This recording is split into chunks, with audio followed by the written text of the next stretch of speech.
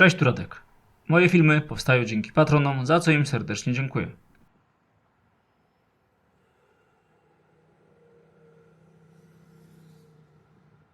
Generalna Dyrekcja Dróg Krajowych i Autostrad opublikowała najnowsze wyniki generalnego pomiaru ruchu. Taki pomiar wykonywany jest w całym kraju co 5 lat i teraz był on prowadzony właśnie w 2025 roku. W dzisiejszym filmie przedstawimy Wam najbardziej obciążone drogi w Polsce według opublikowanych wyników. Jak są wykonywane pomiary, dowiecie się później, natomiast teraz jedna ważna rzecz. Wszystkie podawane natężenia są to wartości zmierzone łącznie na obu kierunkach ruchu w okresie 24 godzin. W filmie omówimy także, które z odcinków wymagają już poszerzenia. Szereg autostrad i dróg ekspresowych o 2 pasach w każdą stronę przekroczył próg 45 tysięcy pojazdów na dobę, który wskazuje na potrzebę rozpoczęcia prac zmierzających w kierunku poszerzenia drogi do przekroju 3 pasów ruchu w każdą stronę. Natomiast kiedy poziom ruchu przekracza 60 tysięcy pojazdów na dobę, to dobudowa trzeciego pasa staje się pilną koniecznością. Należy tu nadmienić, że progi te są orientacyjne, a podczas szczegółowych analiz musi zostać uwzględniony także szereg innych czynników, takich jak rozkład ruchu pomiędzy samochody osobowe i ciężarowe, odpowiednie szerokości pasów ruchu i pobocza, czy też odstępy między węzłami. Niektóre z mocno obciążonych dróg nie mają pozostawionej rezerwy na poszerzenie, stąd w krótkim terminie wskazane byłoby najpierw wprowadzenie rozwiązań z zakresu inteligentnego sterowania ruchem ITS, takich jak dynamiczne sterowanie prędkością zależne od natężenia ruchu albo ramp metering.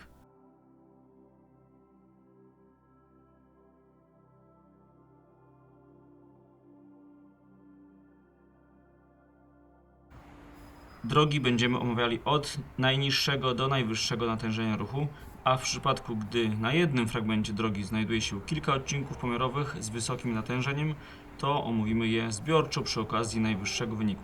Na początek krótko przedstawimy miejsca od 25 do 21, a następnie omówimy 20 najbardziej obciążonych dróg bardziej szczegółowo. Miejsce 25. Droga krajowa nr 5 z Wrocławia do autostrady A4. 55 tysięcy pojazdów. Ruch tutaj niestety jeszcze się zwiększy, ponieważ wschodnia obwodnica Wrocławia ma zostać doprowadzona właśnie do TK5 zamiast bezpośrednio do A4. Również 55 tysięcy pojazdów ma droga krajowa nr 79 na południowym wlocie do Warszawy.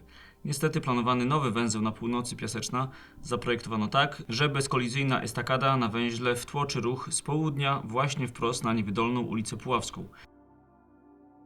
Mimo że jednocześnie województwo planuje budowę wysokiej klasy dwujezdniowego łącznika do drogi S7. Wydaje się to nielogiczne i warto przeanalizować, czy nie lepiej zmienić projekt węzła tak, aby bezkolizyjny ciąg główny na węźle prowadził właśnie w kierunku S7, być może przy okazji formalnie przenosząc właśnie tam numer 79. Miejsce 24. Droga krajowa nr 7 od wsi Mogilany do Krakowa. 56 tysięcy pojazdów na dobę. Docelowo droga ma stać się bezkolizyjna. Obecnie trwa jej przebudowa w Libertowie, a niedługo ma się rozpocząć przebudowa w okolicy węzła z A4. Następnie 3 drogi osiągnęły natężenie 58 tysięcy pojazdów na dobę. Są to autostrada A1 koło Piotrkowa Trybunalskiego, droga ekspresowa S17 pomiędzy węzłami Góraszka i Warszawa Lubelska oraz droga ekspresowa S52 od węzła Kraków-Balice do węzła Modelniczka. Na S52 planowana jest dobudowa trzeciego pasa ruchu, a pozostałe 2 drogi już mają 3 lub więcej pasów. Przechodzimy do pierwszej 20. Droga ekspresowa S11 od węzła Koninko do węzła Poznań-Krzesiny ze średnim ruchem 59 tysięcy pojazdów na dobę. Jak mówiliśmy w ostatnim filmie o drodze S11, trzeba albo zacząć planować poszerzenie do 3 pasów ruchu od Poznania do Kurnika, a także na zachodniej obwodnicy Poznania, gdzie natężenie to 52 tysiące pojazdów na dobę, albo należy dodać do planów północno-wschodnią obwodnicę Poznania w klasie S wraz z przedłużeniem do okolic Kurnika. Możliwe, że poszerzenie S11 do Kurnika mogłoby już wtedy nie być konieczne, ponieważ ruch mógłby rozkładać się na te 2 trasy. Miejsce 19. Droga ekspresowa S1 w Dąbrowie Górniczej. 59 tysięcy pojazdów na dobę. Jak stali widzowie mojego kanału już wiedzą, planowana w przyszłym roku przebudowa S1 to jedna z najbardziej kuriozalnych projektowanych inwestycji drogowych w naszym kraju. Według obecnych planów 35 wiaduktów i mostów ma zostać wyburzonych i wybudowanych na nowo, bez rezerwy pod rozbudowę o trzeci pas w przyszłości. Generalna Dyrekcja w oparciu o przeprowadzone analizy wnioskowała o zmianę programu inwestycji, jednak Ministerstwo Infrastruktury odmówiło zwiększenia środków finansowych nie tylko na realizację przekroju 2 jezdni o 3 pasach ruchu, ale nawet na zaprojektowanie chociaż rezerwy na mostach i pod wiaduktami. Według wyników pomiaru przepustowość obecnego przekroju już jest wyczerpana. Co więcej, kolejne znaczne wzrosty natężenia spodziewane są już w przyszłym roku, ponieważ w tę drogę zostaną wtłoczone nowe potoki ruchu w momencie ukończenia budowy S1 z Mysłowic do Bierunia oraz zakończenia koncesji na A4 z Mysłowic do Krakowa. Czy tak wysoki wynik zmierzony podczas ostatniego badania ruchu sprawi, że plany przebudowy w końcu zostaną zrewidowane? Mam wielką nadzieję, że tak, bo jest to ostatni moment na korektę planów i zaprojektowanie docelowego przekroju 2 jezdni o 3 pasach ruchu, tak aby nie dopuścić do ogromnej skali środków utraconych poprzez budowę nowych obiektów inżynieryjnych, które będą zbyt wąskie już w momencie ich otwarcia. Miejsce 18. DK7 z Łomianek do Warszawy, czyli najbardziej obciążony odcinek drogi krajowej w Polsce, nie będący autostradą ani drogą ekspresową, z natężeniem 62 000 pojazdów na dobę. Docelowo ma on zostać odciążony nowym wylotem z Warszawy na północ w ciągu S7. Jest to ostatni brakujący wyjazd ze stolicy, który jest zaplanowany jako autostrada lub droga ekspresowa, a który wciąż nie jest jeszcze wykonany.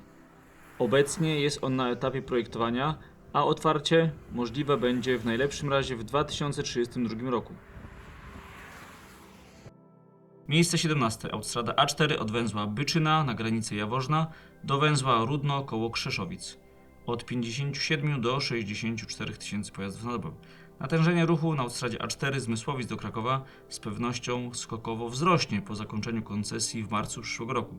Niedawno rozpisano przetargi na opracowanie dokumentacji projektowej dla poszerzenia drogi o trzeci pas ruchu.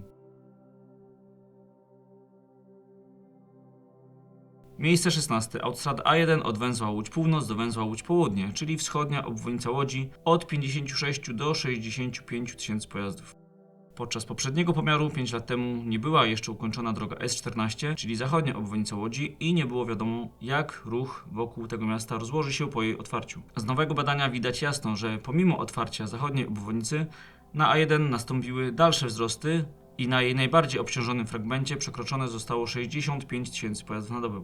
Konieczne jest rozpoczęcie przygotowań do poszerzenia A1 na tym odcinku, a póki co warto wdrożyć inteligentne systemy transportu, by usprawnić ruch tu i teraz. Pewną poprawą może też docelowo przynieść otwarcie planowanej drogi ekspresowej S8 od węzła Łódź Południe do Tomaszowa Mazowieckiego, która zabierze z A1 część ruchu poruszającego się na linii Warszawa-Wrocław, lecz ma to nastąpić dopiero w połowie lat 30.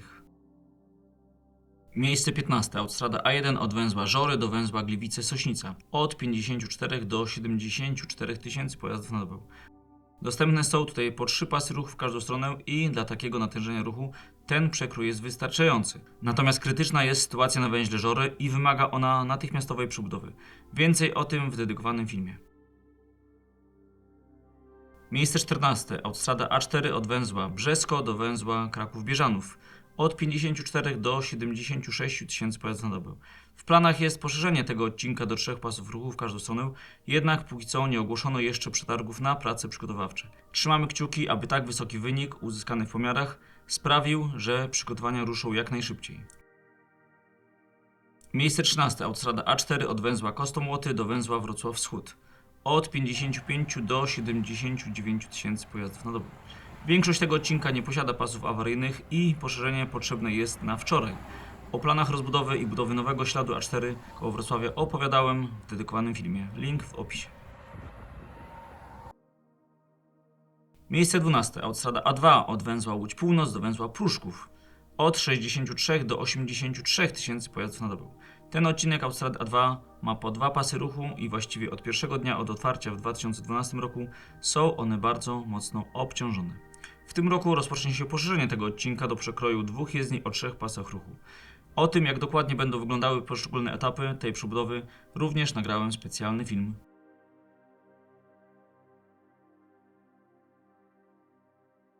Miejsce 11. Odcinek od węzła Lesznowola do węzła Warszawa-Okęcie w ciągu dróg ekspresowych S7 i S79. Od 63 do 88 tysięcy pojazdów. Dostępne są tutaj po 3 pasy ruchu w każdą stronę. Choć droga S7 na południe od Warszawy została ukończona zaledwie 3 lata temu, to tak duża liczba korzystających z niej pojazdów pokazuje, jak bardzo ten nowy wylot ze stolicy był wyczekiwany. Miejsce 10. Autostrada A2 wraz z drogami ekspresowymi S5 i S11 od węzła Poznań Zachód do węzła Poznań Wschód. Od 55 do 89 tysięcy pojazdów na dobę. Dopóki były tutaj dostępne po 2 pasy w każdą stronę, to niemal codziennie na A2 tworzyły się duże zatory. Natomiast od momentu poszerzenia jezdni o 3 pas ruchu problem zniknął. Do natychmiastowej poprawy pozostaje niewydolny węzeł Poznań Zachód. Miejsce 9. Autostrada A8 od węzła Wrocław-Psie Pole do węzła Wrocław Południe. Od 65 do 92 tysięcy pojazdów na dobę. Na odcinku od węzła Wrocław-Psie Pole do węzła Wrocław Północ, gdzie dostępne są 2 pasy, niezbędne jest już rozpoczęcie przygotowań do poszerzenia. Na odcinku od węzła Wrocław Północ do węzła Wrocław Południe, gdzie dostępne są po 3 pasy ruchu w każdą stronę, koniecznie należy poprawić niewydolne węzły, a szczególnie Wrocław Lotnisko oraz Wrocław Stadion. Tak duży ruch kumulujący się z kilku kierunków na A8 pokazuje także, jak bardzo w docelowych planach brakuje wschodniej obwodnicy Wrocławia jako drogi ekspresowej o 2 pasach ruchu w każdą stronę. Miejsce 8. Autostrada A4 od węzła Kraków-Balice do węzła Kraków-Bieżanów. Od 78 do 94 tysięcy pojazdów na dobę. Obwodnica Krakowa na tym odcinku ma częściowo 2, a częściowo 3 pasy ruchu w każdą stronę, przy czym najwyższe natężenie ruchu jest właśnie na odcinku o 2 pasach i każdego dnia tworzą się na nim ogromne korki, które są wynikiem zarówno zbyt małego przekroju drogi, jak i niewydolnych węzłów. Za około 5 lat planowana jest rozbudowa, jednak z przykrością trzeba stwierdzić, że wciąż nic nie uczymy się na własnych błędach popełnionych na S2 i S8 w Warszawie, do których w tym filmie jeszcze wrócimy. Pomimo tego, że według obecnej koncepcji rozbudowy A4 na około 3/4 całej długości ma być dostępnych 4 albo 5 pasów w każdą stronę, włącznie z jezdniami zbiorczo rozprowadzającymi, to pomiędzy nimi zaplanowano 2 krótkie wąskie gardła ze zwężeniami do 3 pasów ruchu, gdzie zapewnienie ciągłości 4 pasa w przyszłości będzie niemożliwe z powodu braku jedynie pół metra szerokości jezdni.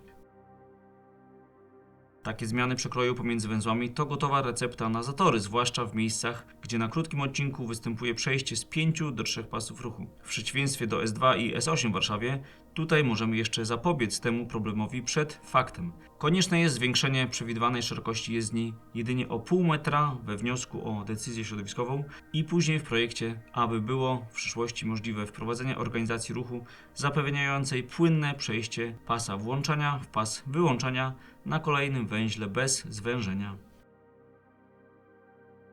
Miejsce 7. Droga ekspresowa S86 z Sosnowca do Katowic. Od 79 do 94 tysięcy pojazdów na dobę. Trasa ma 3 pasy ruchu w każdą stronę. W trakcie pomiarów trwała przebudowa wiaduktów nad trasą, więc mierzony wynik z pewnością jest zaniżony. Podczas poprzedniego pomiaru po drodze poruszało się 113 tysięcy pojazdów. Wskazane byłoby wprowadzenie na tej drodze systemów ITS, a w miejscu, gdzie brakuje pasa włączania, trzeba go wyznaczyć kosztem likwidacji pasa awaryjnego i zwężenia pasów do 3 metrów 25 cm, tak aby pas włączania płynnie przechodził w zaczynający się 300 metrów dalej pas do skrętu w prawo. Ta drobna zmiana na krótkim fragmencie znacznie zwiększyłaby bezpieczeństwo kierowców wyjeżdżających na węźle. Do rozwagi może być również analogiczna zmiana na drugiej jezdni na długości około 500 metrów. Miejsce 6. Droga ekspresowa S8 z Woli Rasztowskiej do Marek. Od 60 do 96 tysięcy pojazdów na dobę. Pomiędzy węzłami Marki a węzłem Radzymin Południe dostępne są po 3 pasy w każdą stronę. Natomiast dalej droga ma już tylko 2 pasy w każdą stronę i niestety wiadukty, które są w miarę nowe, nie posiadają tam rezerwy pod 3 pas. Konieczne wydaje się rozpoczęcie prac przygotowawczych dla poszerzenia tej trasy od Radzymina do okolic Wyszkowa. Miejsce 5. Autostrada A4 od węzła Gliwice-Sośnica do węzła Brzęczkowice. Od 71 do 99 tysięcy pojazdów na dobę. Od węzła Gliwice-Sośnica do węzła Katowice-Mikołowska droga posiada 3 pasy w każdą stronę i ten przekrój jest wystarczający. Niestety na dalszej części trasy zwężenie do 2 pasów powoduje permanentne korki. W przyszłości planowane jest poszerzenie do 3 pasów. Oprócz tego Generalna Dyrekcja obecnie proceduje przetarg na wykonanie analiz poprawy przepustowości A4. Przeanalizowane mają zostać różne rozwiązania dotyczące jezdni głównych i zbierająco-rozprowadzających, natomiast na liście nie ma przebudowy węzłów. Z tak wąskim planowanym zakresem analizy nie zgadzają się władze górnośląsko-zagłębiowskiej metropolii, które zawnioskowały do Generalnej Dyrekcji o przeprowadzenie zamiast tego analizy bardziej kompleksowo, wraz z porównaniem zysków i strat modernizacji obecnej drogi względem 3 alternatywnych rozwiązań proponowanych przez władze górnośląsko-zagłębiowskiej metropolii. Potencjalnego nowego śladu tzw. A4 bis, łącznika po północno-zachodniej obwodnicy aglomeracji albo przykrycia miejskiego odcinka A4, np. na wzór drogi S8 w Warszawie. Czy Generalna Dyrekcja przychyli się do wniosków samorządu i rozszerzy zakres planowanych analiz? Tego na razie nie wiadomo. Miejsce czwarte. Obwodnica Trójmiasta w ciągu dróg ekspresowych S6 i S7 od węzła Gdynia-Port do węzła Gdańsk-Południe od 63 do 99 tysięcy pojazdów na dobę. Maksymalne natężenie zmierzono na tym fragmencie o 3 pasach ruchu, natomiast w większości droga ma tylko 2 pasy, a zarejestrowano tam prawie tak samo wysoki wynik, czyli 94 tysiące pojazdów na dobę. Daje jej to pierwsze miejsce w Polsce, ex aequo z obwodnicą Krakowa w kategorii najbardziej obciążonych dróg o 2 pasach ruchu w każdą stronę. Badania były wykonywane przed ukończeniem obwodnicy metropolii trójmiejskiej, dlatego Generalna Dyrekcja bardzo słusznie zdecydowała się, aby w bieżącym roku przeprowadzić jeszcze raz na S6 i S7 dodatkowe pomiary uzupełniające. Po ich wykonaniu dowiemy się, o ile ruch na starej trasie spadł dzięki otwarciu nowej obwodnicy. Obecnie na drodze S6 planowana jest rozbudowa o 3 pas ruchu od węzła Rusocin do węzła Gdańsk-Karczemki wraz z przebudową węzłów. Dalej do węzła Wielki Kack decyzje zapewne zapadną dopiero po wykonaniu pomiarów uzupełniających, jednak najprawdopodobniej tu również poszerzenie okaże się konieczne. Natomiast nawet bez czekania na pomiary uzupełniające już teraz wyniki jednoznacznie wskazują, że niezwłocznie konieczna jest budowa 3 pasa na S7 od węzła Gdynia-Wielki Kack do węzła Gdynia-Port. I przechodzimy na podium. Miejsce trzecie, droga ekspresowa S8 od węzła Siestrzeń do węzła Opacz od 54 do 101 tysięcy pojazdów na dobę oraz 116 tysięcy pojazdów na dobę na wylocie od węzła Opacz w stronę Warszawy. Na zachód od węzła Nadarzyn droga S8 ma 2 pasy w każdą stronę i konieczne jest już rozpoczęcie prac przygotowawczych do dobudowy 3 pasa, np. do okolic węzła Żabia Wola, zwłaszcza że za około 10 lat możemy spodziewać się dodatkowego wzrostu ruchu na S8 po otwarciu odcinka od węzła Łódź Południe do Tomaszowa Mazowieckiego. To, do którego miejsca poszerzenie faktycznie będzie konieczne, trzeba oczywiście potwierdzić prognozami ruchu. Na wschód od węzła Nadarzyn, gdzie ruch przekracza 70 tysięcy pojazdów na dobę, droga ma po 3 pasy w każdą stronę, a największe korki tworzą się w okolicy źle zaprojektowanego węzła Opacz. Na szczęście już niebawem ten węzeł zostanie poprawiony. Szczegóły jego planowanej przebudowy omówiłem w osobnym filmie. Miejsce drugie, autostrada A2 i droga ekspresowa S2 od węzła Pruszków do węzła Warszawa Lubelska od 82 do aż 161 tysięcy pojazdów na dobę. Droga od początku cieszy się ogromną popularnością. W tym roku na najbardziej obciążonym odcinku od węzła Opacz do węzła Warszawa Lotnisko ma zostać zmieniona organizacja ruchu poprzez wykonanie 4 pasa w każdą stronę kosztem pasa awaryjnego w taki sposób, że pas włączania będzie płynnie przechodził w pas wyłączania na kolejnym węźle. Dzięki temu zwężenie z 5 do 3 pasów ruchu zniknie. Z kolei na A2 pomiędzy węzłami Pruszków a Konotopa zostanie dobudowany 4 pas jezdni w przygotowanej rezerwie terenu między jezdniami. Pomiędzy tymi 2 odcinkami pozostanie jednak fragment od węzła Konotopa do węzła Opacz, którym porusza się aż 127 tysięcy pojazdów na dobę, a dostępne są 3 pasy. Ten odcinek stanie się krótkim, wąskim gardłem i warto rozważyć wprowadzenie również tutaj analogicznej organizacji ruchu jak na wschód od węzła Opacz. I miejsce pierwsze, czyli zero zaskoczenia. Droga ekspresowa S8 od węzła Konotopa do węzła Marki. Od momentu otwarcia jest to najbardziej obciążony odcinek drogowy w Polsce i na razie takim pozostanie. Na najmniej obciążonym wschodnim fragmencie zmierzono 112 tysięcy pojazdów na dobę, a najwyższa średnia wartość to 196 tysięcy pojazdów na dobę na wschód od węzła Prymasa Tysiąclecia. W tym miejscu dostępnych jest po 5 pasów w każdą stronę, wliczając jezdnie zbiorcze.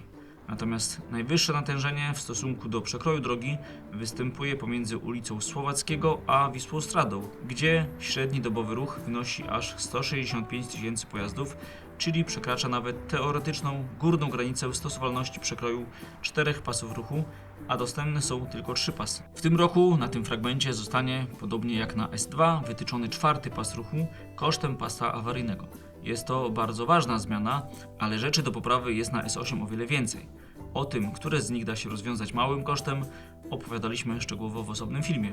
Jeżeli jeszcze go nie widzieliście, to zachęcam do obejrzenia, bo wszystkie omówione w nim problemy są niestety nadal aktualne. Warto podkreślić, że problemy drogi S8 wynikają nie tylko z ogromnego natężenia ruchu, ale też między innymi z bardzo dużej liczby manewrów zmian pasów ruchu, która ma co najmniej 2 przyczyny. Po pierwsze, przy obecnej organizacji ruchu pojazdy poruszające się prawym pasem, w szczególności pojazdy ciężarowe, przejeżdżając przez Warszawę muszą aż 4-krotnie wykonać manewr zmiany pasa ruchu tylko po to, aby po prostu jechać na wprost. W celu zredukowania tego problemu warto byłoby rozważyć wykonanie pomiędzy węzłem Prymasa Tysiąclecia a mostem Grota Roweckiego na obu jezdniach takiej organizacji ruchu, jaka z powodzeniem jest zastosowana na A4 w Katowicach. 2 lewe pasy są tu oznaczone jako pasy tranzytowe, dzięki czemu kierowcy wiedzą, że nie muszą zjeżdżać na pasy lokalne, tylko po to, aby później z powrotem z nich uciekać. Dla zwiększenia czytelności można byłoby dodatkowo umieścić co jakiś czas na pasach tranzytowych symbol S8.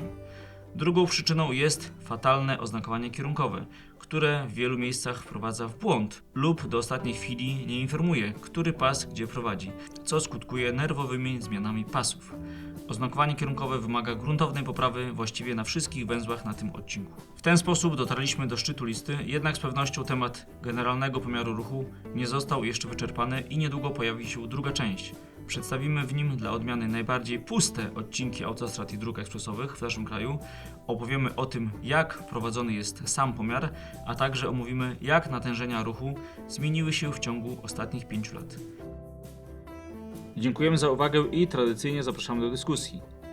Scenariusz do filmu pomogli mi napisać Krzysztof Kleiner, Daniel Radomski oraz Patryk Struszczak. Każdemu z osobna bardzo dziękuję. Pozdrawiam, Radek.